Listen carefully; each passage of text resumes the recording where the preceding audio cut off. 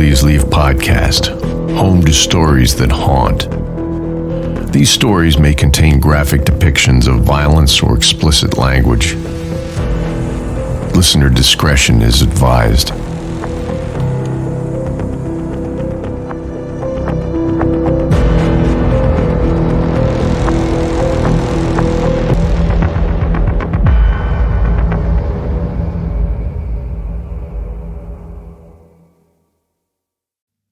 It looked so at home, tucked in the corner of my window, that I almost didn't notice it at first. It wasn't until I reached to pluck it from its perch that I realized that it was on the other side of the window pane, and I hadn't been the one who had absent-mindedly put it there in the first place.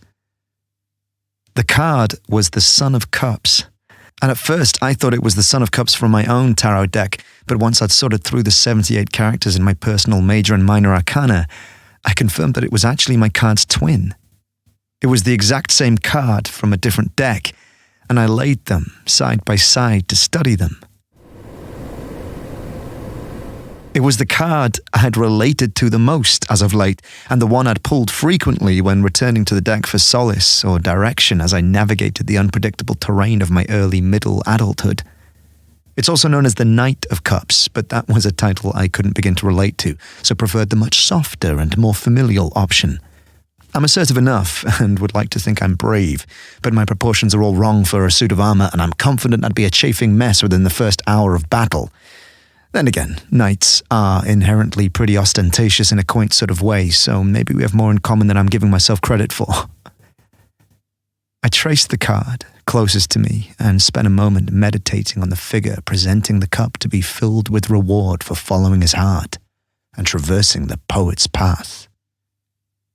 Could it be a sign? I wondered, half joking. I've been a filmmaker for an exhausting amount of time, which is the exact amount of time all filmmakers have been working, and I'd recently just seen a hint of light through the cracks in the barriers I'd been hammering at for years. A break, they call it. I was very close to getting my first break, and I said a prayer that the card was a sign that this break would be the one to topple the steep and impenetrable wall that separates all creatives from the fully funded and fulfilling life we all know is waiting for us on the other side. I flipped the card onto its doppelganger, then tucked the narcissistic sandwich into the middle of my deck, wrapped the cards, then placed them back in their box before sending myself to bed, which is what I'd been trying to do when I noticed the card in the first place.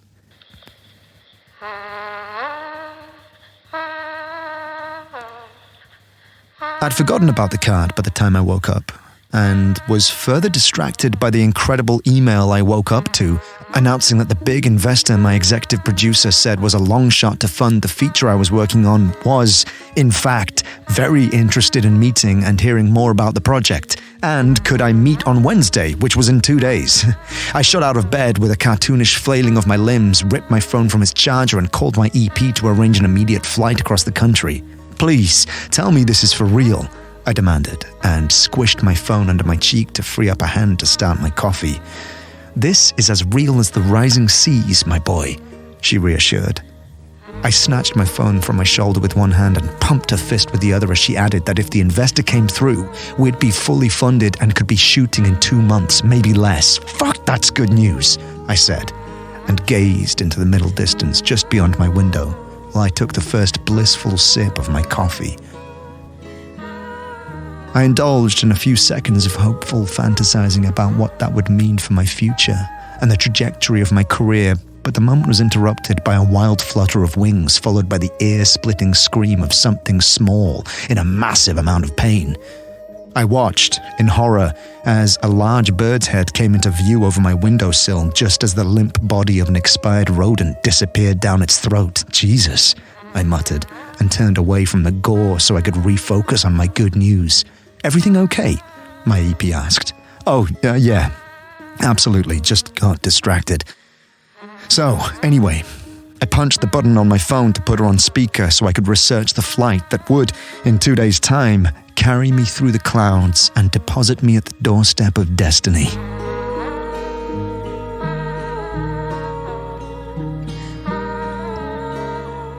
Virgin Atlantic Flight 457 was the flight I chose to complete the crucial journey, And as I stood in line at some ungodly commuter hour with the thousands of others waiting to have their belongings stripped and scanned and scrutinized, my phone buzzed in my pocket to alert me of an expectant message.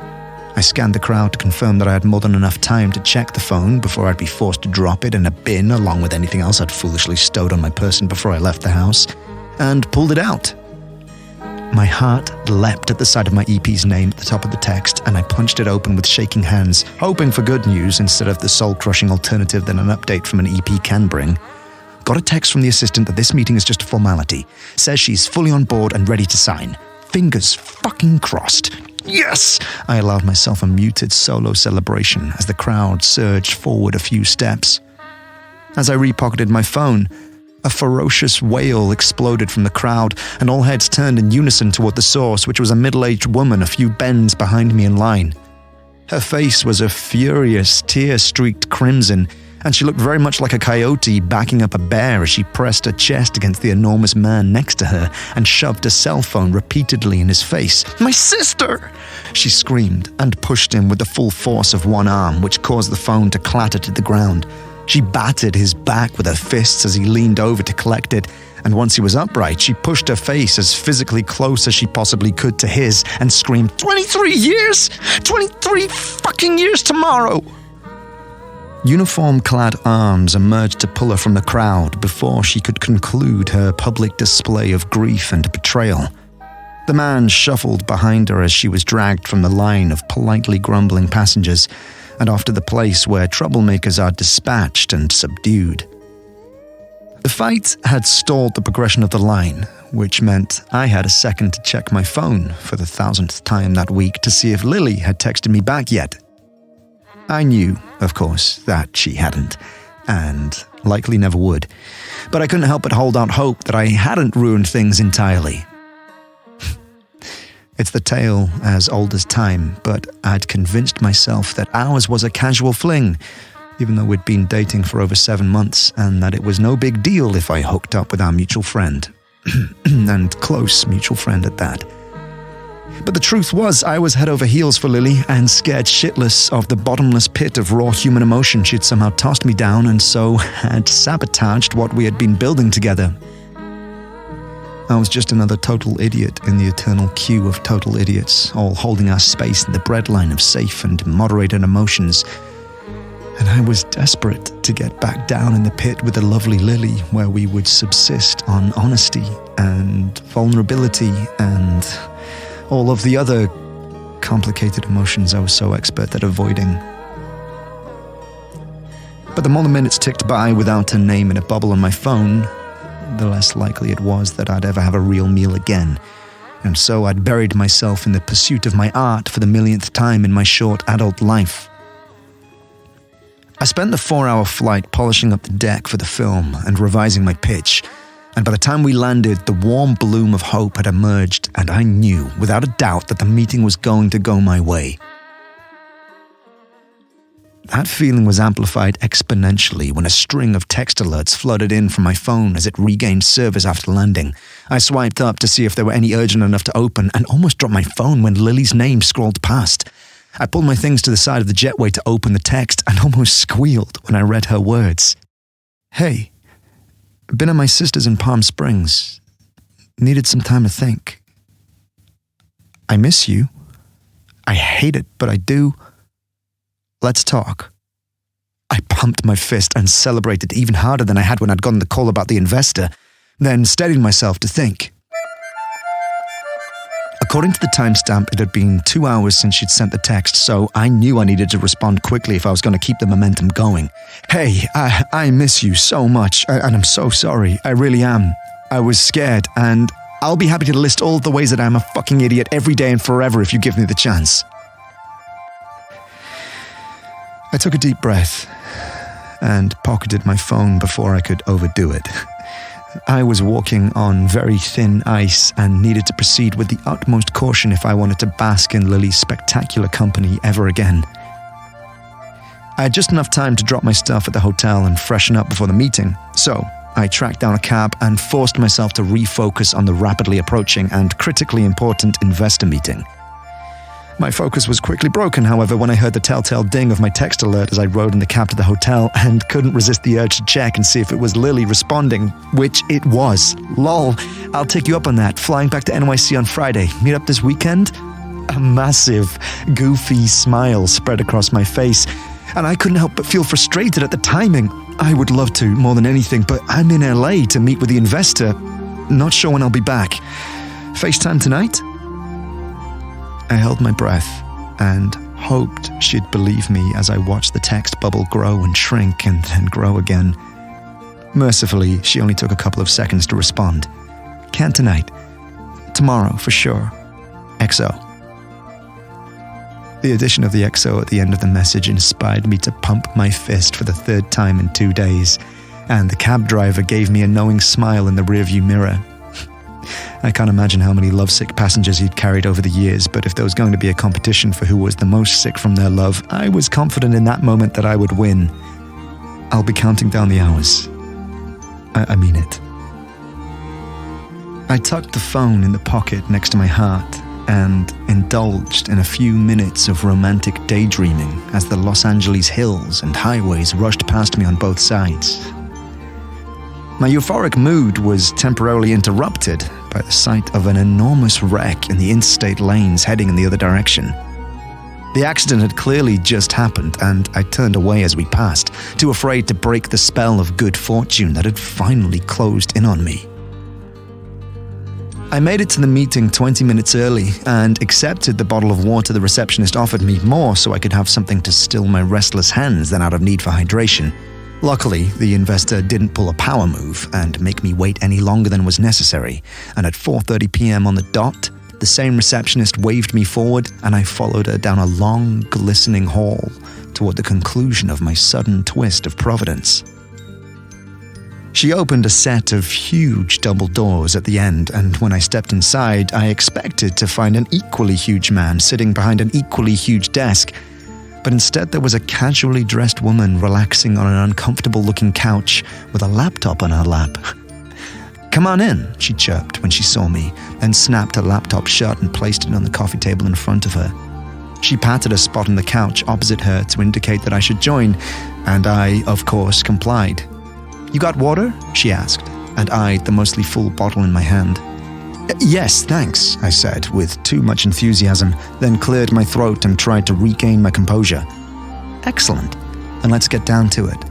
She clapped her hands decisively, then leaned forward and tipped open the lid on a plain-looking box next to her laptop on the coffee table. I could see a deck of tarot cards inside, and had to resist the urge to tell her that they really should be wrapped in a tarot cloth because, well, that's an insane thing to say to someone who is about to invest millions of dollars into your future, so cleared my throat again instead. She plucked the top card off the deck, the Magician, then closed the box, sat back, and held the card up to face me.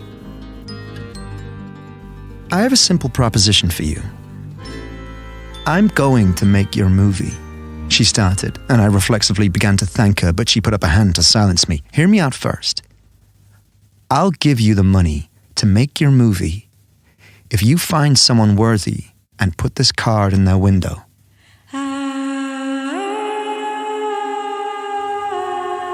I blinked repeatedly and cleared my throat for the third time. Like a pay it forward, I asked, and immediately regretted my choice of words. I was asking for funding for an Oscar-quality film and was suddenly talking like a scriptwriter for a Sandra Bullock movie. Not that I don't love Sandra Bullock, but I knew I wasn't inspiring confidence in my ability to make a true work of art. "Sort of." She shifted and placed the card face up between us. "It's sort of like paying it forward, but I need you to understand a couple of things." I nodded, dumbly, and she continued. "If you're presented with one of these cards, it means that something very, very good is about to happen to you. Likely something beyond your wildest dreams." I swallowed loudly and pushed down the confusing feeling creeping up from my belly. Something very good will happen, but there is a karmic balance to consider. My self-consciousness had swelled to the point that I thought I might pass out if I didn't pull my shit together enough to respond to the woman's riddles with a half-intelligent thought. But I continued to stare, and blink and nod like the souvenir bobblehead that had hypnotized me as a child as I rode in my grandfather's truck. Someone must be the receptacle for the good, and someone else for the bad. She shrugged, as if she was simply repeating the most common of phrases, and the cycle continues. So if I accept your money, something bad will happen, I asked, and I couldn't believe what I was saying as I said it. Yes, love, she purred, and you have to pay it forward. She tapped the card as a reminder that I'd have to choose someone else to be the receptacle for good, as she'd put it. I thought back to the previous 24 hours and all of the misfortune I'd encountered as I had, in contrast, felt the happiest I'd been in a long time. I thought about the countless nights out when I'd felt on the verge of tears over a girl or a project while friends and strangers laughed and loved and celebrated around me. I thought about my mum dying 2 weeks before my brother graduated from med school, and the time I wrecked my first new car the day after I bought it with the money I'd saved for months. That was just life, wasn't it? Some people get to hold the good sometimes and the bad others. No one has an all good or all bad life. We have to experience all of it. And when good fortune shines down on you, you have to embrace it because you never know when you'll be in the shadows again. So you're saying if I get a really good sandwich for lunch, like a puppy has to die or something? My face flushed as the words involuntarily flew from my mouth. The woman smirked. No, dear. Puppies don't die when someone makes an extra delicious sandwich. Her smile grew as she explained. But this is not sandwiches. This. She gestured around the room and my gaze traveled to the 180-degree view of the city and the Pacific Ocean beyond it. This has to be paid for. Someone has to pay. And if I don't accept, someone else will. She nodded a quick, decisive yes.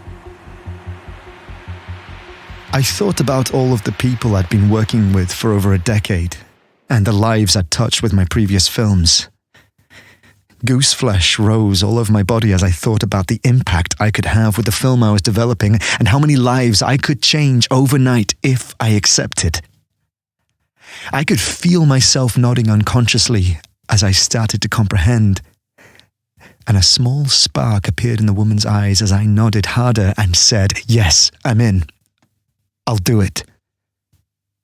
She pushed the card toward me and I picked it up, pushed its slick back into my palm, and enjoyed the way the stiff edges pressed into the skin of my thumb and fingers. Excellent, the woman said with finality. Plant this card tonight. I'll have my assistant send the paperwork tomorrow, and that, my dear, will be that. I started nodding again and followed her as she stood up and walked me to the door. Thank you, I said, and fought as the words tried to catch my throat. Thank you so much. This means so much. She simply nodded and patted my arm, then gestured to the magician card in my hand. Choose wisely, she warned. And don't you dare lose that card or fail to hold up your end of the deal. Don't you dare. Her eyes darkened for a brief second, and I reassured her with another idiotic nod and a mouthful of jumbled words that I wouldn't let her down. I promised. Very good. She opened the door and stepped aside so I could leave. Enjoy your dreams. The light returned to her eyes, and I swore again that I would, before retreating down the long hall as fast as was publicly acceptable. As soon as I was a safe distance away from the building, I texted in all caps, "We got it," to my EP, and then, before I could lose my nerve, I texted Lily too. "You're my good luck charm. We got the money. Tell you all about it tomorrow." Lily almost immediately responded with a string of congratulatory swear words and an assurance that she was excited to hear more, and then my screen filled with the alert that my EP was calling me to hear all of the details. I spent most of the rest of the afternoon trying to decide who should get my magician card. There were so many people in New York that I would have liked to have given it to, but considering I only had 24 hours to do so, I had to stay local to LA, so my options were a little more limited. I couldn't help but wonder if the cards had something to do with Hollywood being Hollywood.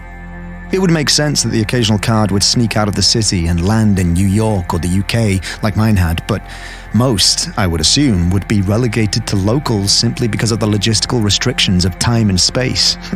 I laughed at the idea of nepotism through tarot and decided I would pass my card to the producer who had worked on my first feature with me for free and had moved to LA soon after but had yet to catch a big break. I paid $1 to search for his address, thanked the housing gods that his apartment was on the first floor, and by 1 a.m, the magician was safely tucked in his back window under a burst of bougainvillea. I traced the magician's empty cup for a moment and envisioned it overflowing into the producer's life and the lives of those around him.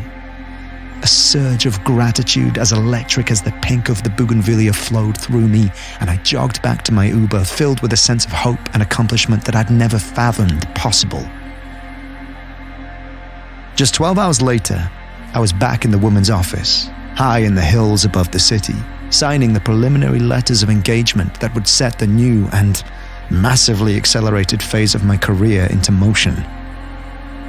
When I was finished signing, I laid the pen on the stack of paper and slid the pile across the table to the woman, who collected them as casually as a bag of groceries and stood to leave. I'll never cease to be amazed at how little fanfare there actually is in the most pivotal moments of a person's life, and I released a cluster of fireworks in my mind to compensate for the anticlimax of all my dreams coming true. "Deb will be in a moment to talk next steps," the woman said joylessly, then turned and disappeared through the large set of doors. I stood up and approached the window to meditate on the spectacular view while I waited. I felt a mixture of elated, wrung out, and electrified, and I wondered how I'd be able to sleep that night, or for months after, with that much ecstatic and anxious energy coursing through me. I heard footsteps approaching outside of the door, so turned to greet the assistant who would be entering momentarily, but was immediately pulled back to the window by a deep rumbling sound in the distance. My first instinct was that it was an earthquake causing the thundering, but the room around me was still, even tens of stories up, and so was the ground sprawling out in front of me, as well as the buildings planted on top. I adjusted my view to the horizon line and had to steady myself against the window to keep from collapsing from what I saw. The bright blue line of the horizon that had been sparkling under the perfect Los Angeles sun just moments before had been replaced with a dry brown line. Just beyond the brown was a sucking wall of foam aggressively retreating from the endless collection of palm trees and tall buildings that made up the city. I frantically scanned the landscape for an answer or a sign that all of the people in the path of the rapidly growing wave would be safe to live another day, but there was no comfort to be found in the endless grid of terracotta roofs and twists of interstate that surrounded me. I watched helplessly as thousands of tiny cars crisscrossed innocently, intent on fulfilling the infinite tasks that would eventually amount to the goals and ambitions of the millions of people riding inside. I imagined the throngs of families, the sun-kissed geniuses, the tourists, the lost souls and dreamers and wealthy sociopaths. I pictured their delicate feet pulling them forward on the warm pavement, and their scowling or joyful or still or rapturous or confused or angry or smiling or loving faces as they swayed above their precious bodies. As a watery wall of destruction continued to grow just out of view, I sensed a presence in the doorway, so turned, wild-eyed, and pleaded, "I didn't want this!" I turned back to the horizon, and the bloom of hope was replaced by rising bile as I watched the wave expand laterally for as far as I could see. I turned back to the assistant. "This is too big! I didn't want this!" "We'll be fine," she encouraged, placed a folder on the table, and sat down. "What the fuck is wrong with you?" I screamed at her impassive face. "It's not supposed to be this big! She didn't tell me it would be this big!" The windows of the office started rattling gently, and I squeezed my eyes shut to will it all away, but the distant rumbling only intensified. My phone pinged desperately in my pocket, and I pulled it out, propelled by a misguided hope that it would tell me everything was going to be okay. But instead, it offered total devastation in the form of a simple text from the lovely Lily. "Surprise, I'm here. I couldn't let you celebrate alone. I'll be at that cafe in Venice. Call me when you're done.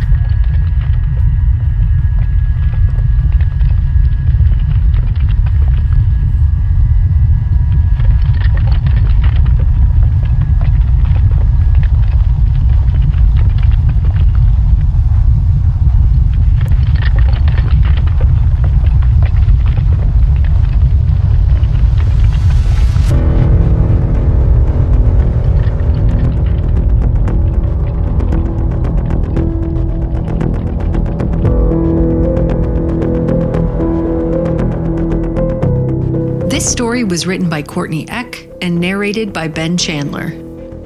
Our Patreon is officially live, so for more stories that haunt, as well as behind-the-scenes look at what we do and why we do it, you can join at Patreon/PleaseLeavePod. You can follow Please Leave on Facebook and Instagram at Please Leave Pod. Our email is pleaseleavepod@gmail.com, and our website is pleaseleavepod.com.